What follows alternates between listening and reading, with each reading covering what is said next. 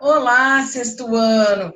Bem-vindos a mais uma aula de Geografia. Eu sou a professora Priscila e nessa aula nós vamos estudar as transformações nas paisagens naturais, uso dos recursos naturais e degradação ambiental. Vai fazendo anotações, vai marcando o que considera importante, que com certeza vai te ajudar na hora de realizar as atividades. Beleza? Vamos lá!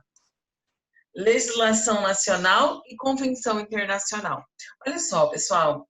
Desde a Revolução Industrial, foi quando tecnologias foram sendo desenvolvidas com mais intensidade, nós notamos que a nossa natureza, né, que o meio ambiente, ele começou a ser degradado com mais intensidade. Então, a extração de recursos naturais, a fabricação de produtos gerando poluição para a atmosfera, né? As fábricas na época funcionavam a queima do combustível fóssil, que era o carvão mineral. Então, era liberado muitos poluentes para a atmosfera e também resíduos industriais poluentes nos rios. Então, olha, extração dos recursos naturais, no processo de fabricação também poluição. E outra questão é que nós também consumimos mais produtos. Começamos a nos tornar uma sociedade mais consumista, consumindo produtos além da nossa necessidade e gerando também muito lixo. Então, a Revolução Industrial ela foi um marco realmente para o processo de degradação ambiental. Porém, essa mesma tecnologia desenvolvida, ela hoje nos ajuda a controlar a questão do desmatamento, por exemplo. Então, a Revolução Industrial foi um marco no desenvolvimento tecnológico, mas também que hoje nos ajuda a preservar o meio ambiente, certo? Então, nós temos aí problemas ambientais de vários segmentos aí, industriais, desmatamento, questão da urbanização, as cidades crescendo cada vez mais, as pessoas começaram a migrar do campo para a cidade, gerando problemas de rede de esgoto, água sem tratamento. A questão da urbanização foi provocando uma impermeabilização do solo. Então, são vários problemas ambientais decorrentes da modernização. Mas hoje a gente usa a tecnologia a nosso favor. E eu acredito que a tendência desse uso, né, da tecnologia a favor do meio ambiente será cada vez mais moderna e mais ativa na nossa sociedade. Nós temos aí a questão da poluição ambiental, que gera problemas mundiais. E o mais incrível é que muitas vezes países que são extremamente poluentes, países bastante industrializados e urbanizados, geram grande quantidades de poluentes para a atmosfera, mas quem sofre a consequência não é somente o país gerador desses poluentes. Através das correntes de ar, dos ventos que circulam pelo planeta, essa poluição pode ser levada para outros locais e provocar problemas ambientais em outros locais, onde de repente não tem um nível de poluente tão intenso, né, de níveis de poluentes tão intensos lançados no meio ambiente, seja na atmosfera, no solo ou na água. Então, por esse motivo, são feitos encontros internacionais. O livro de vocês traz ali o Acordo de Paris sobre o clima, né? Então, é um encontro com vários países, foram no total 195 países que se encontraram, porém, os Estados Unidos abriu mão do encontro e disse que questões ambientais viriam a prejudicar a economia do país, que gerariam desemprego, né? Então, que naquele momento, metas que beneficiariam o meio ambiente prejudicaria a economia. Então, nesse encontro de Paris, e dentre outros encontros ambientais, os Estados Unidos, que é o país mais industrializado e mais urbanizado e que tem um nível de poluentes lançados para o meio ambiente mais intenso, ele não participou e não participa também de muitos acordos ambientais. A correta aplicação das leis faz com que as empresas busquem novas estratégias e tecnologia para evitar danos ambientais significativos. Nacionalmente, as legislações ambientais ajudam a manter a preservação e estabelecem os limites para o desmatamento e o desenvolvimento de atividades econômicas em áreas sensíveis à ocupação de áreas de proteção, além de servir de base para a aplicação de punições aos que desobedecem à norma. Então, nós temos também a questão da legislação ambiental. Países com leis ambientais e que são fiscalizados com bastante severidade, mas também países com leis ambientais onde a fiscalização é mais branda, né, deixa mais espaço para que empresas, sejam elas públicas ou privadas, não se comprometam, então, aliás, não cumpram com toda a legislação ambiental, certo? Então, nós temos as questões das leis ambientais e que a parte difícil é o cumprimento dessas leis e a fiscalização. O que uma fiscalização mais severa, com certeza, ajudaria a preservação ambientais, com a aplicação de multas, né, e punições para quem não as cumpre, né?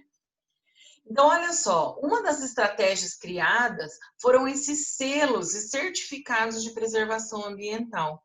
Então, isso incentiva a empresa de diversos segmentos, né, que utilizam esses selos, eles garantem que a sua produção está de forma sustentável e, né, de certa forma aí, sem prejudicar o meio ambiente, né? Então, há o desenvolvimento econômico, há a produção, porém, respeitando aí as questões ambientais. Esse selo, por exemplo, o FSC, ele é um selo dado a empresas que utilizam a madeira de reflorestamento, sem prejudicar a madeira da mata original. Muitos cadernos de vocês, aí, se vocês derem uma olhadinha nos cadernos, muitos dos cadernos têm esse selo aqui, do FSC, certo? Dizendo que está utilizando a madeira, né, de forma sustentável para a fabricação da celulose.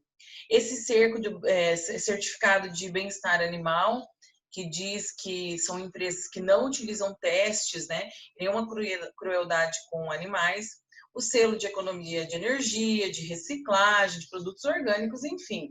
Então, esses selos, eles, além de gerar um marketing para a empresa, né, porque hoje as pessoas estão mais preocupadas com essa questão ambiental, também garante aí uma preservação mais acentuada do meio ambiente. Então, a busca por certificações e licenças ambientais é outra estratégia para conter a degradação da natureza e tem feito várias empresas adotarem métodos de produção menos prejudiciais ao meio ambiente. Esses métodos vão desde a obtenção de matéria-prima até o uso de fontes de energias renováveis e limpas, bem como a menor emissão de poluentes e também de geração de lixo, né? Então, esses selos, eles acabam aí incentivando que empresas preservem, né, prejudiquem cada vez menos o meio ambiente. O manejo florestal e da agropecuária são práticas agrícolas de reflorestamento, a boa utilização do solo, respeito ao tempo de pousio do solo entre um plantio e outro, tudo isso ajuda a questão da erosão, a questão também da perda da biodiversidade, no caso de desmatamento, né? Essas atividades se baseiam, então, em cultivar o solo e desenvolver a pecuária paralelamente ao plantio de florestas plantadas, como eucalipto e pinos. Assim, o manejo adequado das florestas pode resultar em ganho para ambos os lados, tanto para os produtores quanto para o meio ambiente. O uso da tecnologia e de imagens de satélite. Então, como eu disse no início, bem no comecinho lá da aula, a tecnologia, ela também é utilizada para preservação ambiental. Ela pode ser utilizada, as imagens de satélites, para monitoramento do desmatamento, para monitoramento da questão da preservação das matas ciliares, que preservam os nossos rios, de áreas de proteção ambiental que devem ser respeitadas. Então, a tecnologia ao nosso favor e as imagens de satélites, olha, como exemplo dessa imagem. A imagem de satélite detecta uma grande área de desmatamento em Corumbá, no Mato Grosso do Sul. Então, esse monitoramento, aliado à legislação e ao poder público, ele pode ser um grande aliado, desde que a legislação ambiental ela seja respeitada e aplicada, né? Fiscalização e multas. O meio ambiente e a cidadania. A cidadania corresponde à participação dos sujeitos de direito na vida em sociedade e nos problemas comunitários. Então, a cidadania, sermos cidadãos, é pensarmos em um bem comum de toda a sociedade. Então, ações de cidadanias individuais, aquelas que eu pratico no meu dia a dia, aliada ao poder público, seria aí uma relação de sucesso, certo? Porque ao mesmo tempo que eu reciclo lixo na minha casa, reciclo não, né? Separo o lixo orgânico do lixo reciclado da minha casa, mas a partir do momento que eu coloco para coleta e a coleta de lixo não tem um destino certo para cada material, de que adianta? Então tem que ser paralelamente. Eu quero utilizar o serviço público para diminuir a quantidade de automóveis, né, circulando pela cidade, diminuir a emissão de poluentes. Mas se eu não tiver um transporte público de qualidade, como faremos? Certo? Então vem essa união das nossas atitudes individuais com o poder público, né? Então nós deveríamos produzir menos lixo, nós como ação individual, nós devemos consumir produtos com moderação, quando realmente são necessários, separar o lixo em nossa casa, pegar uma caroninha de vez em quando para o trabalho, né? Os pais de vocês, a ver de repente um rodízio, essa semana eu vou com o meu carro, essa semana, né? Pessoas que moram perto, outra semana vai com o carro da vizinha e se ajudam. Tudo isso, gente, parece que não faz diferença. Ah, mas que diferença faz? É um carro a menos. Mas é a mesma coisa. Vamos supor que todo mundo divida aí em 2 pessoas e revezem o carro uma vez por semana. Seria metade dos automóveis que circulam numa cidade circulando no dia. Então, parece que a nossa ação individual não faz a diferença. Mas quando pensamos em uma sociedade toda, veja, o Brasil tem aí arredondando 200 milhões de habitantes. Se cada um de nós nos comprometermos a economizar 1 litro de água por dia, gente, 1 litro de água, uma canequinha de água, só que somos em 200 milhões de brasileiros. Veja, são 200 milhões de litros de água potável que seriam economizadas no dia. Então, a ação individual, ela é sim importante diante de uma preservação ambiental e de um pensamento aí, de uma qualidade de vida para as gerações futuras, para uma sociedade inteira, né? Galera, chegou a hora boa aí, atividades, as tarefas para vocês. Então, lá na página 38, os exercícios 1, 2 e 3, e também o exercício 1, da página 42 do seu livro didático. Beleza, galera? Espero aí ter contribuído para o seu conhecimento e até mais!